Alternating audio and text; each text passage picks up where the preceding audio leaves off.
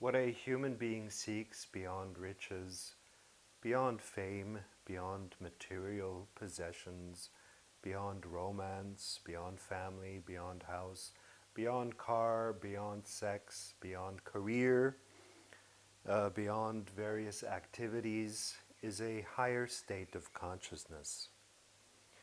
Everything you say that you want, what's behind that is the desire for a higher state. You could list hundreds of things that you supposedly want, thousands of things, and what you'll find behind each and every one of those items is the desire to feel better, to feel lighter, to feel that relief, to feel that joy, to feel that love, to feel that exhilaration. That's what it's all about in essence. And all these things are actually energy, and that is why I've dedicated my life to teaching what people really want. Not what they say they want, but they want what they want in essence, which is energy, which goes along with enlightenment and enlightened consciousness. Fame, glamour, and pixie dust are illusory substitutes, cheap substitutes for true higher states of consciousness.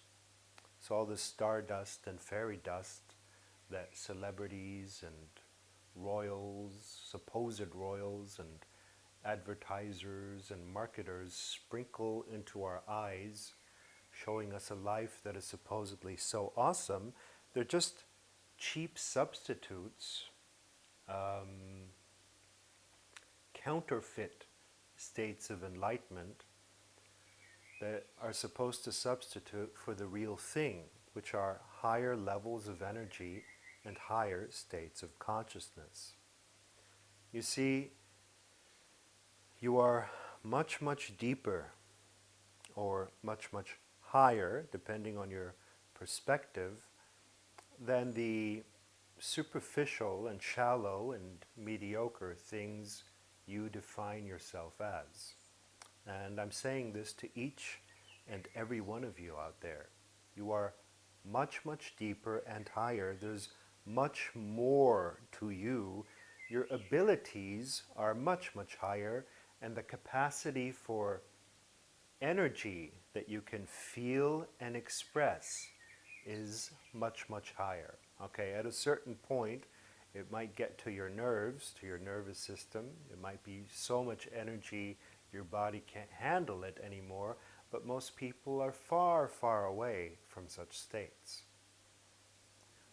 And people think that having sex or having an orgasm is the ultimate human experience in energy and feeling electricity, but it's not.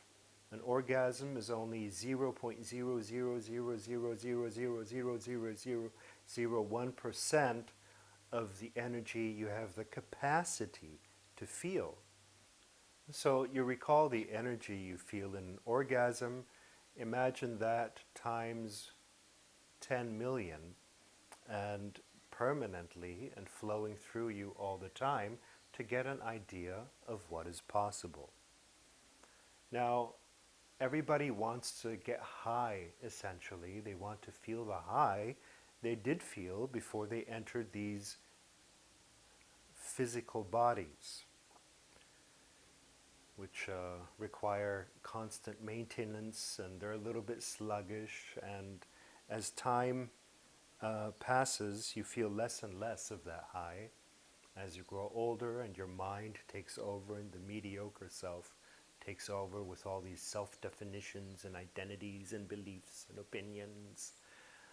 You're much, much more than all of those. Much deeper, much wider, much further.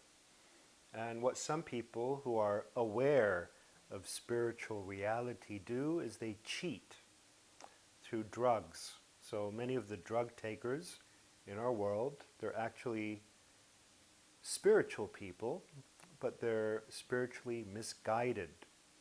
They remember that state, they want to reaccess the energy, they want to reaccess the state So they start taking all kinds of drugs. But that's cheating, and only very tiny and small effects, and it's not really permanent, and it's unhealthy, and it comes with side effects, and it comes with withdrawal symptoms, then there's addiction to external substances, and it's such a big hassle, taking one further away from these higher states of consciousness ultimately. So doing just the opposite of what was supposed to be achieved. And I'd like to tell you there's much deeper, much higher, much wider, much more beautiful out there. No drugs needed. And no addiction to foods needed. And no pills needed. And no addiction to sex needed. Don't get me wrong, sex is a pleasurable, pleasant, beautiful experience of connection to the universe through the conduit of another human. But it's only to show what is possible in the cases where your consciousness has descended to a point where you're no longer able to feel high energy states. And in a state of enlightened consciousness, that seems like a small thing. The orgasm seems like a small thing. No big deal, because there's a cosmic orgasm going on all the time. A cosmic field of energy that is so vast and beautiful, it's hard to imagine. So, do you think you will be in a better state or feel better if you get that house, get that car, get that baby, get that family, get that career, or learn that new skill? Do you think that's going to do it? And that's going to make you feel better? Well, anybody who has actually achieved all of these things knows that that's not the ultimate. So they keep looking for more, and they're like, there must be more to life. Some get depressed after they've achieved everything. Everything they thought that would give them this happiness, they've achieved it all. And they realize, that's still not it. I'm not feeling that much different than before. I mean, sure, you get a baby, and for example, and you think getting that baby is going to be the ultimate thing, and it does change your life in beautiful ways, and you feel much more love, much more care, much more excitement, much more laughter, much more pain too, much more exhaustion too. But eventually you realize that's one beautiful aspect of life, but it's not the ultimate. Or you get the $1 million and it'll make you high for a couple of weeks, you know. Wow, I'm a millionaire now. Oh my goodness, all the things I can do and all the visions that I can create. But eventually you realize that not that much has changed within. Because these things in and of themselves, having a house, a car, a career, a baby, the millions or whatever, is not the ultimate. It's not source. These things are not source. They're effect. The material world and what you experience in it is always effect. What is the source? Where does it all come from? And in focusing on source, you increase your energy naturally. So you got the million and you realize it's great, and then you realize, well, is that all there is? Isn't there any more? So you go for 10 million. You think, okay, it must be the 10 million. But I'll tell you something. If it's not the million, it's not going to be the 10 million either. Okay, then you get 10 million and you're high on that for a while, and then you're like, isn't there more? So you go for the billion. It must be the billion. And you get a billion, and so forth and so on. And that's just an analogy. It applies to everything, okay? You think, okay, that vacation trip is going to do it, that seminar is going to do it, that book is going to do it, that new partner is going to do it, that kind of sexual experience is going to do it, that's going to do it, and that's all externally based focus, not that much different than drugs, okay, not that much different than the belief that you have to feed off of the effect. It's like feeding off the crumbs instead of getting the whole bread. The material world, the physical world, is a tiny, tiny aspect of infinity. So it really is as if you're feeding off little crumbs, little breadcrumbs. instead of going for the whole bread, or even better, becoming the baker.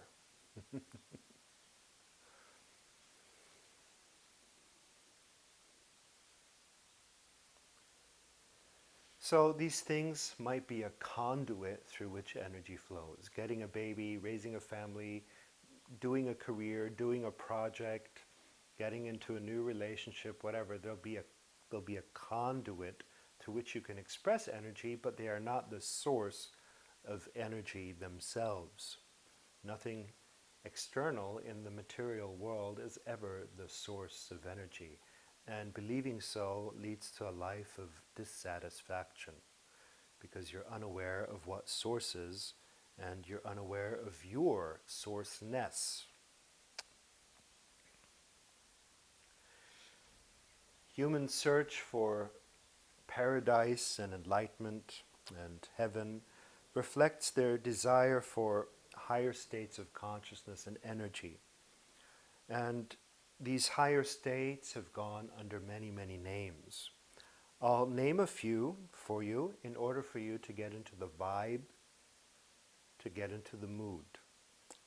Just naming a few of these states and supposed physical places will shift your energy just a little bit higher. It's like dangling a carrot stick in front of you in order to awaken your inspiration and enthusiasm. So the state of enlightenment has been called heaven, the land of plenty. Get an idea or a feeling of that, the land of plenty. It's been called immortality, or the fruit of immortality, or the seed of immortality, or the formula to immortality. It's been called the land of milk and honey. It's been called awakening. In Zen Buddhism, it's been called Satori. The Norse called their mythical higher plane Valhalla. It's been called fairyland. It's been called wonderland. It's been called the eternal home. It's been called life everlasting. It's been called the kingdom, bliss, utopia, glory. I'm moving upwards to final glory. We live in an utopia. I can see the pearly gates. It's been called the Elysian Fields by the ancient Greeks. It's been referred to as the serenity. I'm going into the serenity. Some people have said that, the moment of their death. I can feel the serenity. Dreamland, seventh heaven, the seventh cloud, cloud 9, the divine abode, infinity, which is what I often call it, ecstasy, Shambhala, which is both a mythical location on earth and a higher state, the Garden of Eden, the beyond, the city of God, the great unknown,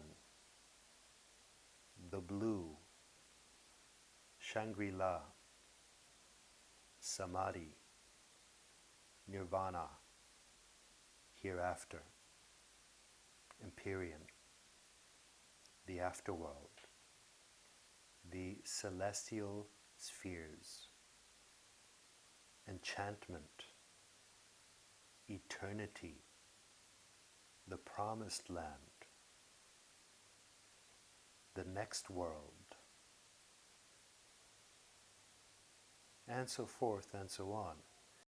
The expressions for this mythical land,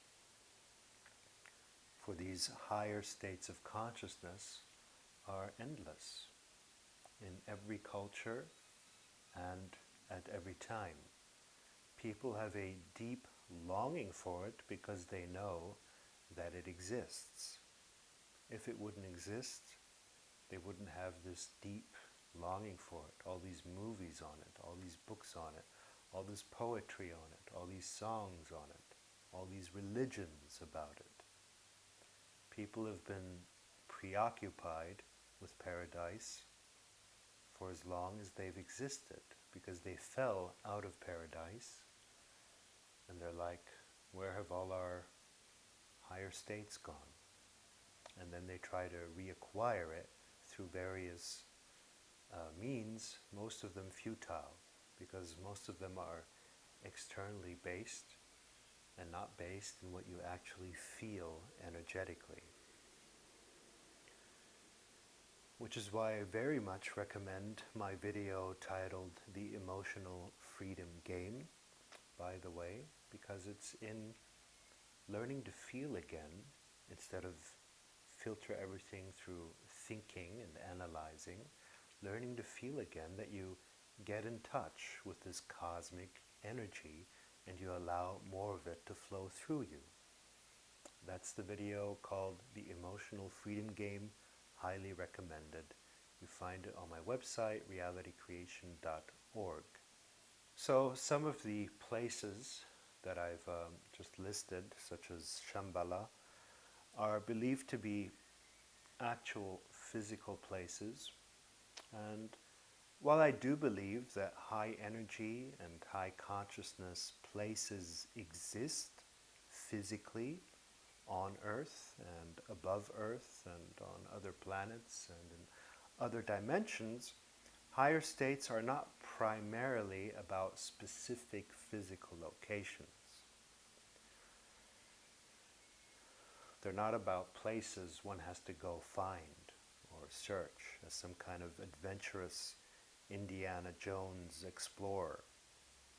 And while that idea is appealing, it's appealing to be an explorer and adventurer looking for lost civilizations and secret places, that's not what it's about.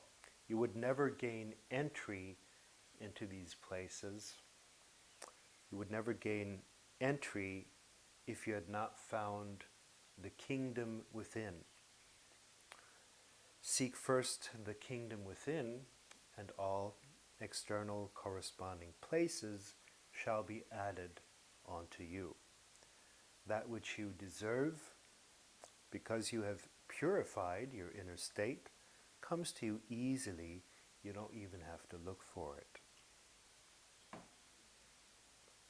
How then do you achieve these higher states of consciousness? You cultivate them. You learn about them first intellectually. You can do that through my books, Levels of Energy, Journeys in Spectral Consciousness and Realms of Consciousness, as well as the book Increase Your Energy. You can do it through my video course, the Levels of Energy video course. And that gives you an intellectual basis, an understanding, a deeper understanding of where the journey goes. And then you cultivate the higher feelings and higher emotions. And you focus more on your being than your doing and having. I repeat that lesson in almost every single thing I publish. It's about your beingness, who you are being, what you're putting out into the world, rather than what you're having or what you're doing. Having and doing are consequences and side shows to your being. In other words, there's, if you have a family, for example, there's many versions of wife or husband that you can be. And if you have a company, there's many versions of boss you can be. And if you have a product, there's many versions of that product. And it's about refining all of that to its highest state possible. It's the search for perfection.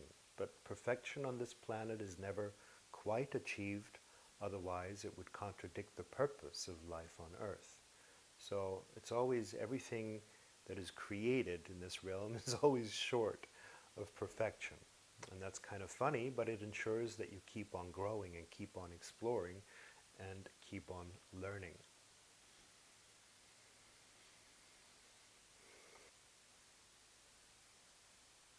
Now, this is a recently created chart which shows how energy is gained at different levels of consciousness. And I'll let you look at that chart for a moment.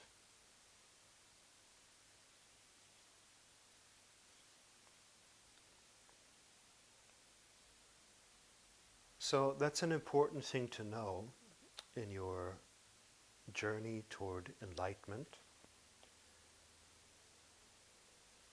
So you want to get away from the lower emotions of shame and guilt and anger and fear and rage and grief and all of that. And you want to get away from this idea of having to derive all of your energy from others or from things. You want to get away from feeding off of the breadcrumbs. If you have any compulsions or addictions in life, you want to get rid of them entirely eventually, because they're going to lower your energy. And if we're talking about soft drugs such as alcohol, coffee, cigarettes, or certain wheats and carbs,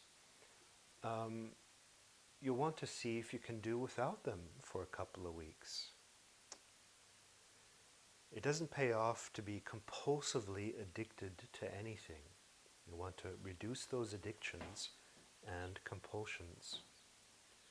And what will happen if you do that, if you cut off an addiction, is at first it might seem as if your energy goes down, as if you have lower energy, lower awareness, lower intelligence, lower consciousness, and lower self-control. And that's normal because you've been artificially maintaining high energy, artificially maintaining awareness, artificially maintaining self-control through whatever foods and meats and drugs and pills and whatnot you took. So at first there's going to be a slump, apparently a slump. It's not a real slump. It's actually a healing process. And eventually, once the addiction is gone, you'll feel much, much, much more energy than before. And then, rather than going to your next addiction, so you might give up cigarettes and then be happy about giving up cigarettes, and then go to the next addiction, which might be gaming, for example, or you might develop addiction to internet browsing or an addiction to your smartphone, whatever. Instead of developing a new addiction, enjoy your addiction-free life. And this applies to anything, not only foods and drugs. It, of course, applies to your smartphone, which is the biggest addiction there is nowadays.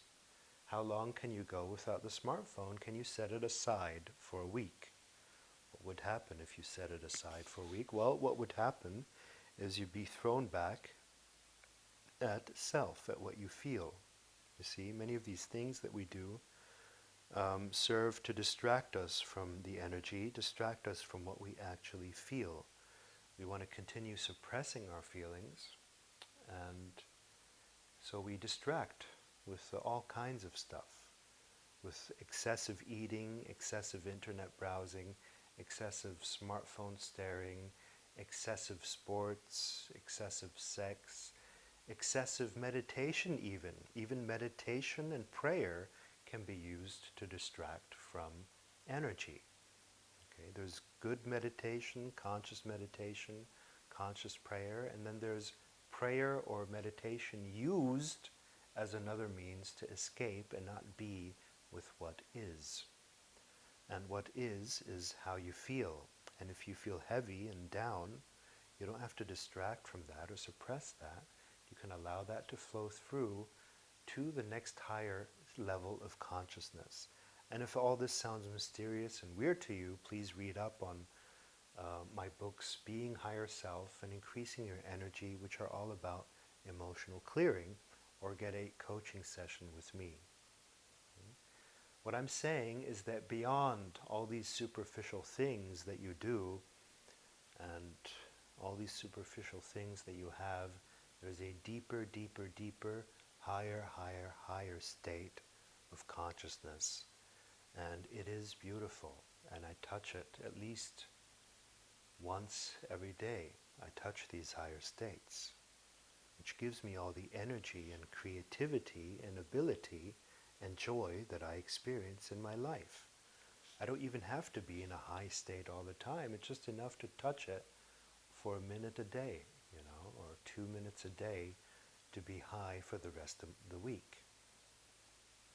So what I'm saying here is that meditation is useful, calming your mind is useful for exploring higher states of consciousness. Useful up to a point where it becomes routine or like an errand or like something you force yourself to do. And that's when it has gone past the date of expiry, past the date of usefulness.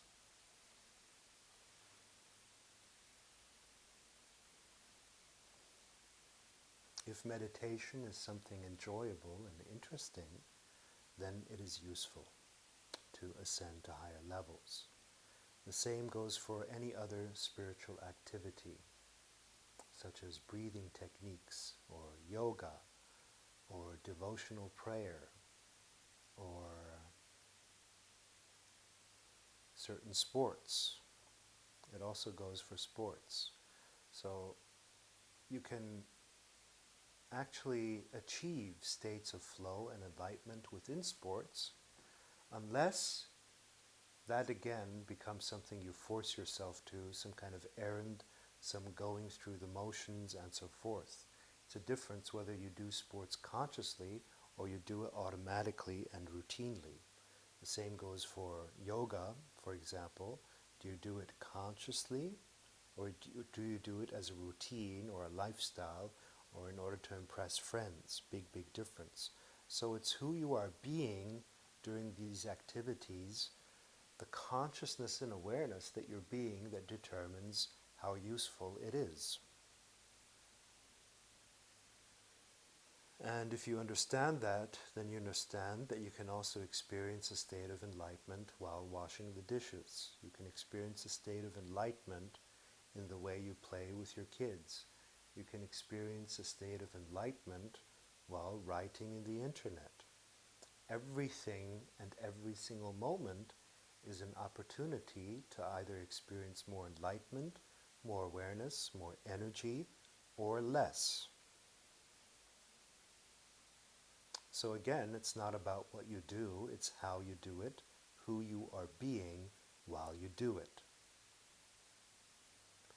I trust this little talk was helpful to you, and my wish for you is that you experience yourself as much, much deeper, much wiser, much higher, much more intelligent, much more creative than you ever thought possible.